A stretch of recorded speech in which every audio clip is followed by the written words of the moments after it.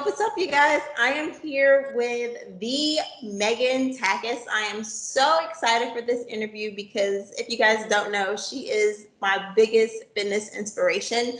I worked out with her using audio fitness for over a year, and she has been the driving force behind what has helped me to lose almost 100 pounds. So thank you, Meghan, so much for agreeing to do this interview with me today. You are so welcome. Thank you for having me. Nice. So, Meghan, for people who may not have worked out with you before, can you just give me a little information about who you are and what you do? Yeah, so I'm based in New York. I moved there 3 years ago to help develop an app called Aptive. I have since left the company, but started my own online programming, which has been so fun. It's like such a startup vibe. We have like a WeWork office. It's good. And we have a lot of subscribers now. And I also train at a gym in Union Square, kind of like downtown New York, at Performix House, which has been really cool. It's very performance driven. I train a lot of runners and then a lot of listeners in person, which is really fun. Nice. That's so cool. So, how exactly did you get introduced into the world of personal training in the first place? Yeah, so I think I've always done sports. I was a dancer for a really long time. I was doing dance and running in back when I was in high school. And then when I went to college, I was like, well, let me focus just on running. I thought like the career of a dancer isn't very long, but I do think it Mhm. helped me kind of balance like two sports. It was a lot to balance together. But I officially ran track at Georgia State for 2 years when I left UGA. So when I got out of school, I was in PR for a little bit, and I kind of missed like being on a team and like the whole sports vibe. So I dabbled in like marketing and PR and decided to put all of those skills I learned into building my own training business. And that was back in Atlanta. So I did that for about 5 years and kind of got a little complacent. I was like, I think the future of this industry is heading online or in Mhm. apps, and I want to be a part of that. I want to see how this, develops. So that was my biggest catalyst to move to New York, being able to pioneer the audio space, which was so fun.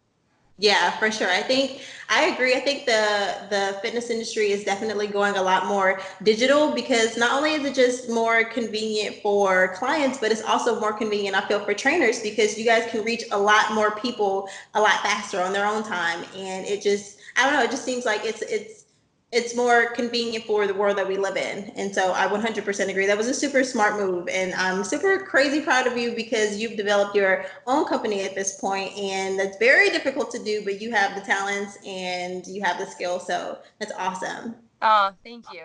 Yeah, Yeah. it's been great. I mean, on demand fitness, I think about it like I've seen people at Equinox that walk up to me and they're like, I just did your run on the treadmill. And it's like, oh man, like I'm working out and I'm also training other people so I can be Mhm. developing this company while simultaneously training someone in California, which is so cool. Mhm. Is it weird when you see people that have trained with you through audio fitness? They like come up to you and say, "Hey, I've worked out with you before." Yeah, usually they're like, okay, this is really strange, but I feel like I know you. And I'm like, I have no idea who you are, but I understand what we do together. Yeah. And when I like formulate these workouts, I always think about the user experience and how I can, best contribute to that as a coach and as a mentor. And a lot of my coaching takes a big stance on balancing physical and mental health. Yeah. So I think that's why people kind of feel a little more attached. It's not just like, here's your workout. It's like, here's why you're doing it. This is how Yeah. it's going to help you. I think the work ethic you have in the gym is totally applicable to what you do at work or with your family or in Mhm. relationships outside of the gym. I agree, and that's one thing about you. I do feel like that. I really do feel like you always give some really good advice, especially when you're coaching. It's not just how to run; it's motivation for why you're running in the first place and how you can keep that momentum going, like how to stay focused and things like that during your workouts. But for someone who maybe they're at the beginning of their fitness journey, what advice would you give to them? And these are people that are like straight up beginners, like they're just starting out in the gym. Yeah.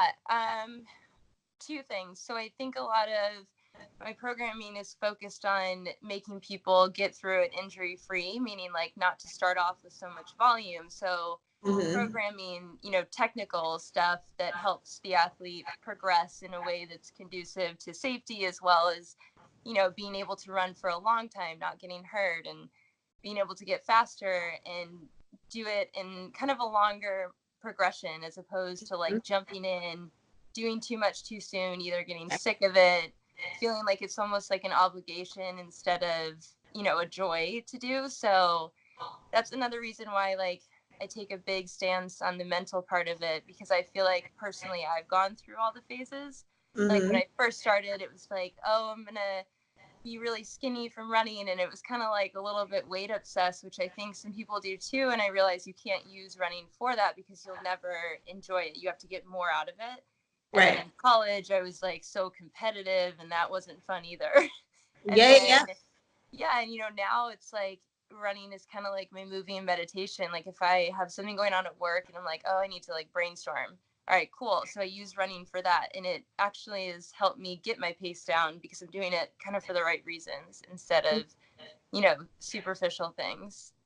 I totally agree. I think, and this applies to me as well, but a lot of people in the very beginning, they, like you said, they do too much too soon. Yeah. And not only does that make you more prone to injury, but I think it also discourages you a lot faster, because you're like, oh my gosh, I'm expected to freaking do this every single day or 5 days a week. Like, this is too much. I can't do it. And you start to lose that motivation to keep going back, instead of building your way up and then gaining that motivation. Like, wow, I was able to run a mile this time, and then next week, wow, I was able to run a mile and a half. And so I totally agree. I think beginners should definitely take it easy on themselves, especially in the beginning. I think sometimes people think that they may have so much weight to lose. They're like, oh, I got to get this weight off. I got to get it off fast. I got to Yeah. do this stuff. And it's just too much. Yeah, and as a coach, I know that doesn't happen overnight. So if I can help you to leave a workout feeling accomplished, but also going to work and being like, oh, let me crush my day, it Mm-hmm. doesn't become so focused on image or your body or your pace. It's like, hey, Mm-hmm. I like crushed this workout, and then I went to work and gave, like a speech or a presentation, and like totally did awesome. And I think that's like a huge part of advancing as an athlete is, being able to make it comprehensive and make your whole life kind of get better because of, running. I totally agree. So, what are some misconceptions that you think people make about you or other advanced athletes? Because to be honest, people will probably look at your Instagram and think, "Oh my gosh, this girl is like, she's training for American Ninja Warrior. How can I ever get up to her standards?" So, what are some misconceptions that you think people get from seeing you work out or seeing other advanced athletes work out? So like I've kind of switched my training style throughout the years, and like doing some of these really cool videos, and like luckily the gym I work out is basically a content house. So I'm with a bunch of trainers who introduce me to new things, and I always like really challenging myself. So I'm always trying new things, which helps me advance in general. But I Mm-hmm. think another like big misconception that people have is the amount of rest that runners should take. And I'm Okay. sure, like, in my programs, I program in rest days, and I still get people that are like, can I still do something on this day? And that's when it becomes kind of unhealthy. It's like, take a break, like listen to your body, because when you work out, you're breaking down your muscles. Like when you're sore, your fibers in your muscles are broken. So if you don't have time to repair those, you're never going to be able to get stronger. You're just running on broken muscles. So I think people probably have a misconception that athletes work out more than they really do. Yeah. Like if you even look at the NBA and NFL, like 80% of the training is recovery based, like PT, making sure the range of motion is on point, doing things like a Theragun or cold tubs. And like, it's a lot of work for recovery, but that's where you kind of make all the gains. It's not in the workout itself all the time. Of course, the workouts matter. You have to Yeah. do those. Yeah. But, the recovery is a big part of it too. So I'm pretty big about that when I do race programs or when I train my clients. And I've noticed people typically don't like to rest. But like I said before, it becomes kind of not an obsession, but unhealthy to work out every day because you feel like you have to. So Yeah, I kind of really preach that when it comes to advanced athletes. I'm guilty as from for being one of those people that have been under the misconception that you're supposed to be running every day in order to get good at it. It really took some time for me to understand that my body needs a day to recharge. Like I can't go hard every single day and expect my muscles to function to maximum capacity every single day. And Exactly. right now I'm doing this challenge, and it's like a daily challenge for 30 days, but I'm realizing that I need to modify because I've basically been running 5Ks and up like every single day, and my shins, like it's starting to take a toll on my shins, on my knees, on my ankles, and I'm like, this is getting to the point where it's unhealthy. Like I know it is possible to over exercise, but it's just when you're so goal driven and you're like, I gotta lose this weight, or you're trying to meet Yeah. deadlines, like you got a vacation coming up or something, you don't want to take it upon yourself to avoid going to the gym and giving your body some time to recover. So I totally understand why people Yeah. would think that you have to basically live in the gym, but yeah, I agree. It is super unhealthy when you do that, and I'm starting to learn that the hard way. Yeah, and I feel like my coaching stance is kind of based on personal experience Mhm. because I had a stress fracture a long time ago because I was running too much, and then you end up being out for 6 months as opposed to a Right? day that you should have taken off. Yes. So yeah, that's definitely something I really try to coach my athletes on. Exactly. So, I'm very curious to know because when you are in the gym, you are like a beast. What what in the world keeps you motivated to go to the gym? Because it just seems like you are like the ultimate athlete, and everything that you do there is just incredible. And I'm trying to work my way up to your level, but how do you stay motivated to go to the gym in the first place? Usually, I mean, I've really kind of coached myself to do it for a reason. Like whether it's like, hey, I have this super busy day.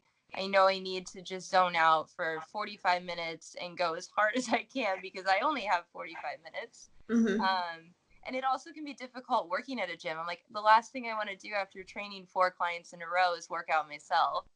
Hmm. Um, but luckily I'm a runner, so I can always, go out my door in the city and run in Central Park or along the river. So usually my reasons for working out are more mental, and it's like I'm either, I have this company now, so it's like these are the workouts are where I get, my me time and where I get a lot of ideas. So I'm constantly incentivized to work out because I'm like, oh, last time, I went for this run, I thought about this idea and that worked and I helped other people in the process. So it becomes really easy to motivate myself once you start seeing the results outside of the workout.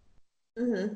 Do you think And do you think it's healthy for people to, and I'm just wondering this because this is kind of where I failed in a lot of my weight loss journeys, where I started working out, but my motivation was for the wrong reasons. Like, for example, I was working out because I wanted this guy to like me, for example. And that didn't last long because as soon as I was over him, then my whole weight loss routine or my whole fitness routine went to the trash along with it. And so do you think, or what would you say to people who their motivations are to work out for something that's not necessarily purely themselves, like just to better themselves?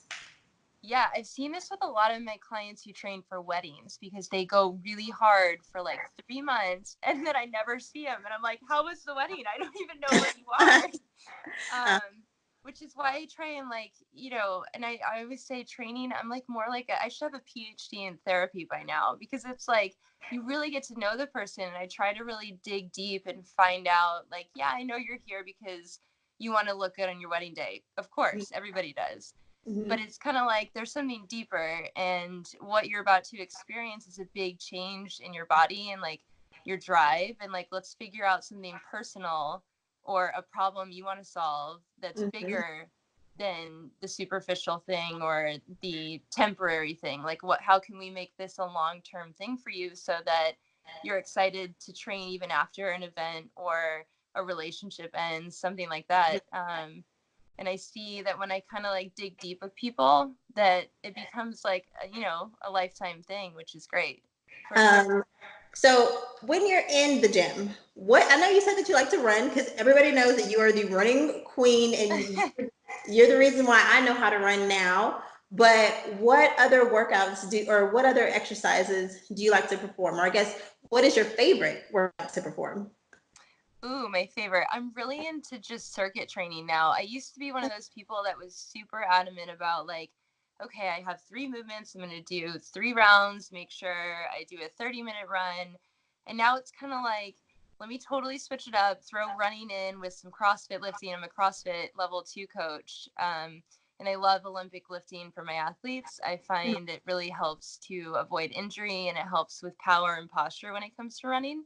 Mm-hmm. So I do a lot of like mixing it up. My goal this year is to like get back, not back, I shouldn't say back. I was never a gymnast, but I want to be able to like do some more like gymnastic stuff because I feel like that kind of stuff when it's just your own body, it's not like any weights or anything with like barbells. It's cool. And I always set new goals and then I'll end up combining it all together. So Mm-hmm. a lot of workouts, I never do the same workout twice.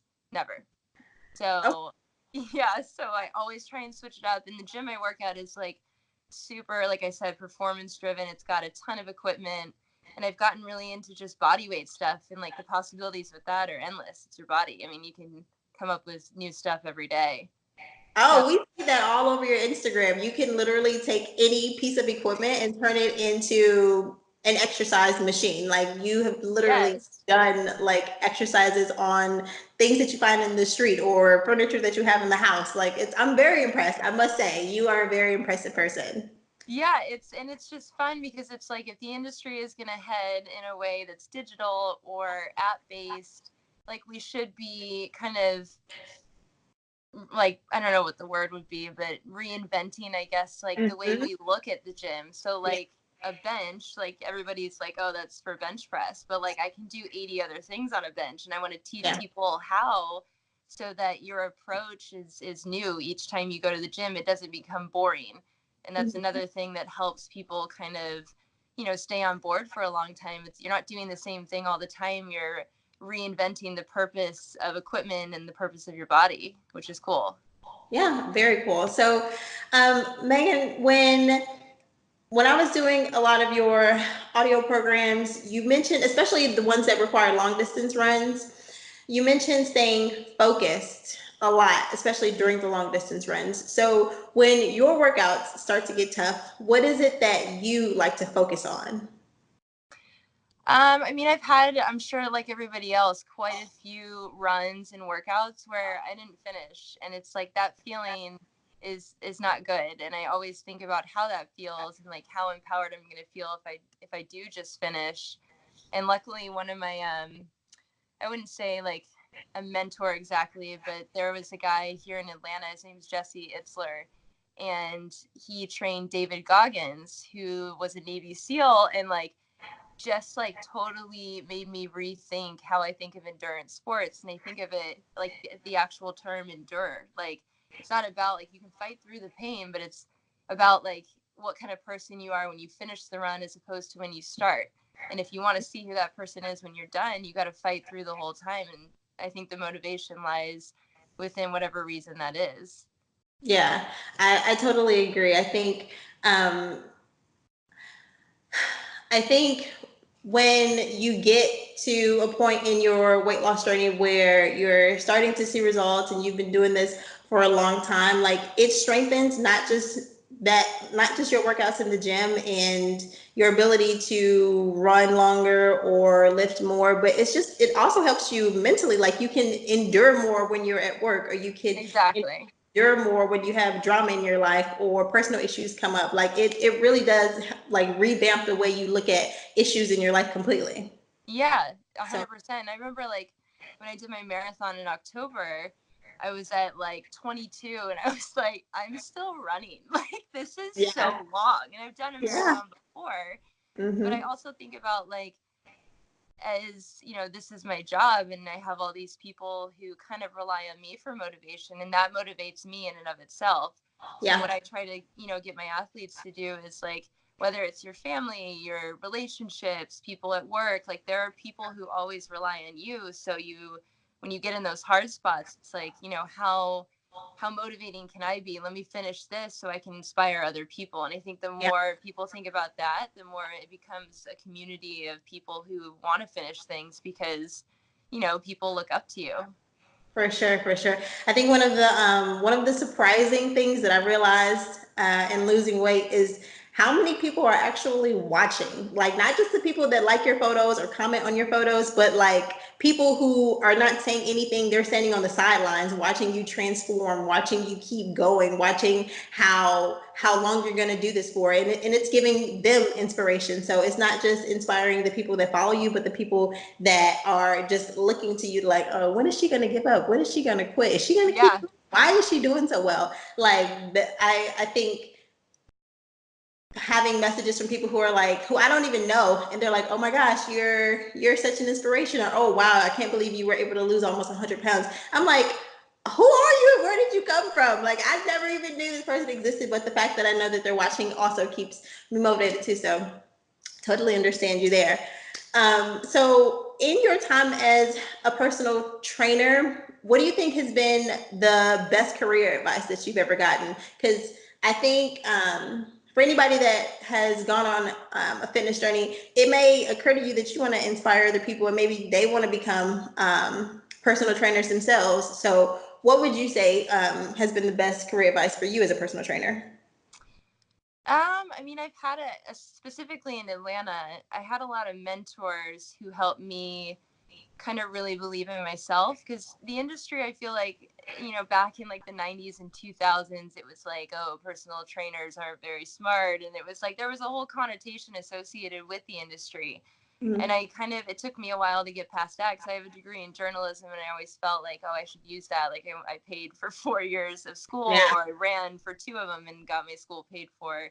I should be doing this. But being able to break out of the mold of what you feel like you should do and Mm-hmm. just really capitalize on your passion, I think leads you to like more opportunities than you could ever think. And just being able to like constantly take that risk and not be scared to do it, because I mean, of course you're going to fail, but you're going to learn more from that, or learn more from any setback than you will from a one day success. So For sure.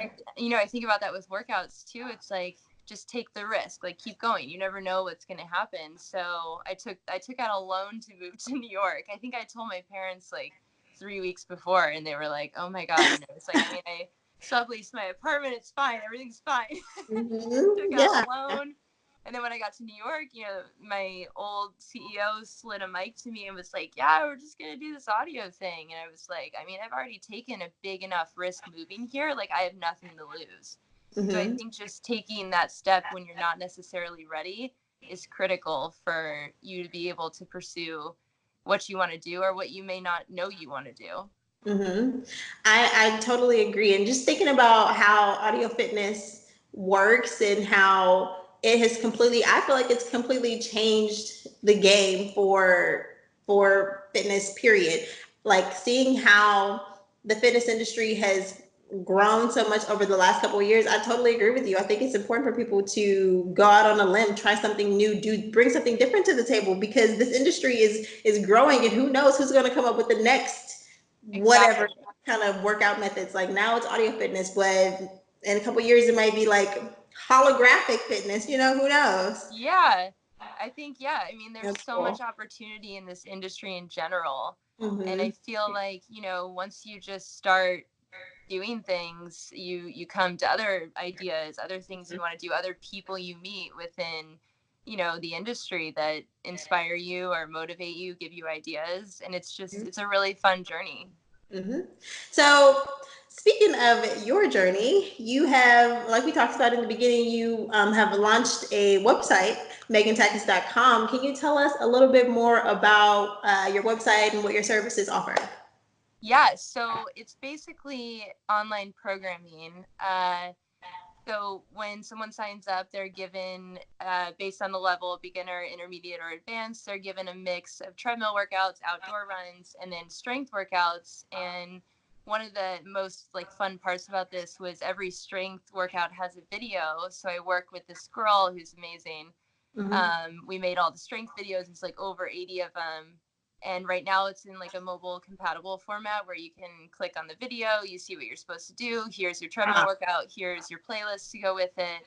And then it's kind of self-reliant from there. I feel like once you have the program, you know what you're supposed to do. And now it's your job to find out why you're doing it. And I'm excited because hopefully by the end of May this month, we'll move to an app. We've already started. So people are going to be able to connect to my fitness pal. They're going to be able to track nutrition, their workouts. Like, hey, I did this 4-mile run in January at this time, and now it's March. Let's try it again and see where how much I've improved. So I'm excited to do that. And then within the app, people are going to be able to message me, which kind of is really important to me. And I know we have like a Facebook page and people contact me on Instagram and stuff, but it almost feels like a little community, like a team of people who support each other in the same workouts. There's something everybody has in common, which is really cool. And also, I think I love that you're gonna or that you love the fact of building a community around your programs. Just because I love seeing that if I get to a hard workout, then I'm not the only one that struggled with that workout. Like, whew, Yes. that was tough. Like that really kicked my butt. How many other people have tried this one? Like, oh my goodness. I think the sense of community is super important. And that's also another thing that I love about you is that as a trainer, you're available. Like people can come to you, people can tell you their stories, people can ask you questions. It's not just like, oh, this is just somebody who I signed up for a program on their website, or oh, this is just somebody who I listened to on the audio fitness app. Like, no, this is a real person, and you really do care, and you really do give great feedback. And so I appreciate that for what you've done for me personally, but also I'm sure all your other fans or all your other clients are also very appreciative too. So thank you, Megan. Yeah, and I've always been, really personable, and those hard workouts are really fun. I kind of do it on purpose sometimes. I'll throw them in there, and it's like, and that's why I do really hard stuff myself. It's because, once you do something like that, you're taken out of your comfort zone. You're able to raise what I call your mental and physical baseline. And once you raise that, it never goes back down. Like you did that. So start looking like, oh, well, what's next? Like I did this really hard thing and all these other people did. We're all supporting each other. Like, let's see what else we could do. 100% agree. So, in all of the people that have reached out to you that have done your programs, who has been, I guess, or what has been the most dramatic transformation that you've seen someone make? Yours. Mine? Yes. I tell everyone about you. I'm like, Keesh is like the most inspiring person. Like it's amazing. Thank Your story is great. Like you're really dedicated, and I feel like you've just become like this person who, has this platform and people look up to you, and it's like you're showing these people that like, hey, you can do this too. And I think that's yeah. so cool. Yeah, it's possible. Thank you so much, Megan. I really appreciate that because I know you have a lot of people that you work with and you've changed a lot of people's lives. I would highly recommend you guys, if you haven't gone onto her website, please do and check out the testimonial section because this is like crazy. Like when you see the transformations that she's been able to help people make, it's insane. So please do go check that out. But Megan, how can viewers get in contact with you or sign up for one of your programs? Yeah, so the website is megantakacs.com. My Instagram is meg_Takacs. And usually, people message me on there. I try to get back to most people in a couple of days. I'm pretty good about that. And then there's, a link to subscribe on the website. You can email me directly. Social is probably the best way to go about it. But like I said, we'll be moving over to an app. So that subscription button will lead you to either a mobile compatible version of the workouts if you want it that way, or you can sign up for the new app. Nice. Okay. So, Meg, tell us what is up for you next as far as what's on your career bucket list. Like, are you planning on writing books? Are you going to move to podcasts? Are you going to try out for American Ninja Warrior? What are you going to do next in your fitness career? I know you have this amazing website and you guys are going to be turning it into an app. And then what? What do you want to do? I always said I wanted my own gym in New York, so I would love to open kind of a boutique fitness studio where I can train people in person. I think that is a big goal. I do have I've been working on a book for about a year, so I have an editor out in California it's been on pause for a little bit, but obviously, like I said, I have a degree in journalism, so writing has always been a really good mental outlet for me. And I feel like if I share my story of going from corporate world into my own business and just like lessons I've learned as an entrepreneur, I think it's really important for other women, specifically women, to hear that. So I'll be working on that. Hopefully, this app turns into audio. I would love to do it. I've already kind of got a team together. We're working on content ideas. Obviously, audio takes some time to build out, but if I know how to do anything, it's that. So For sure. hopefully, yeah, that's definitely the goal is to take this from an online programming app into or back into an audio app that's just mine. Okay, that's very cool, Meg. I'm going to be looking forward to that app as well as that book. So Yes. yeah, I can't wait to see those come out. But that's all the questions that I had for you today. Is there any other feedback that you wanted to provide for our viewers, or any other information you want them to know? No, I mean, I just want people to always feel like they can reach out to me. And it doesn't even, I get questions aren't even, running related sometimes. And I'm really big about empowering women to take risks. And, if you have this passion, don't be scared to leave the comfort of a job that you may feel, secure in to just do your own thing. So, I love giving career advice, running advice, obviously, and just anything people want to reach out to. I think it's important to be able to feel like you can have a conversation with somebody who's been through maybe some of the things that you're experiencing. So, For sure. So, you guys, I will have Meg's contact information in the description below. I'll probably also insert some graphics in the video as well. And then I'll also have the link to her website. So, if you guys want to go check it out, check below in the description. And again, thank you, Meg, so much for taking the time out to do this interview with me. I really appreciate it. You really are a fitness inspiration to myself and countless other people. And so, please keep doing you. Keep striving to be great, and I am so excited to see what the future holds for you. and I'm excited to see what it holds for you. Thank you so Thank you. much for having me. Thank you.